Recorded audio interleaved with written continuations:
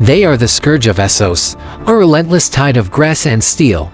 They build no cities, worship no gods except the Great Stallion, and leave only destruction in their wake. This is the story of the Dothraki nomadic empire built on the blood of others.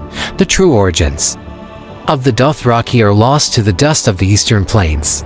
Long before their rise, the vast grassland that now bears their name was home to many settled, sophisticated peoples. Chief among them were the Sarnori, the tall men. They were the inheritors of ancient kingdoms, maintaining a powerful civilization that stretched across the river Sarn, trading with the free cities and beyond. Their cities were grand, their culture rich, but their world was about to end. The arrival of the Dothraki was not a gentle migration, it was a devastating storm. Around the same time as the Doom of Valyria, that cataclysmic event that reshaped the world, the Dothraki horde began its great westward sweep. They emerged from the furthest east, riding across the Bone Mountains like a plague. What followed was a century of total warfare that wiped entire civilizations off the map. The Sarnori were their primary target. Their mighty kingdoms, like the city of Saris, which boasted walls 300 feet high, were systematically razed. In a final, crushing defeat known as the Battle of the 3000, the last great Sarnori army was surrounded and utterly destroyed by three massive Dothraki Khalasars. Their cities became desolate ruins, and their fertile lands were reduced to ash and rubble. The once thriving region was reborn as the Dothraki Sea, a land of endless grass where only the swift and the brutal could survive. The Dothraki conquest wasn't just military, it was cultural. They rejected all forms of permanent settlement, believing that a stone house was a curse. Their entire existence revolves around the horse, which they consider sacred. To draw a sword against a fellow Dothraki is almost unheard of.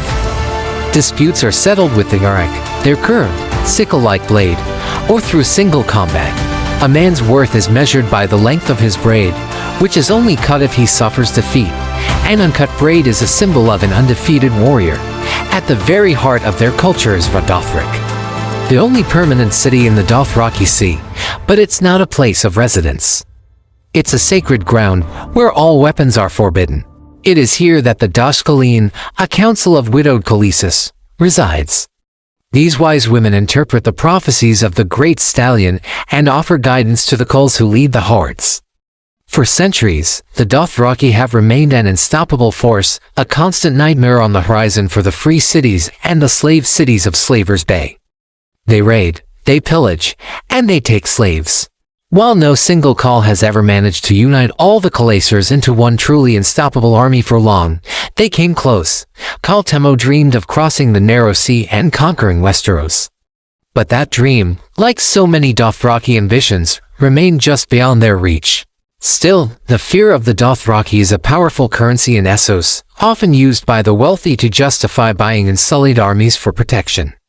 The history of the Dothraki is a brutal lesson in power and survival. They have no libraries filled with parchment, only stories passed down around 1,000 campfires. Their legacy isn't written in books, it is etched into the bones of the civilizations they destroyed and carried on the wind across the endless, whispering grass of the sea they command.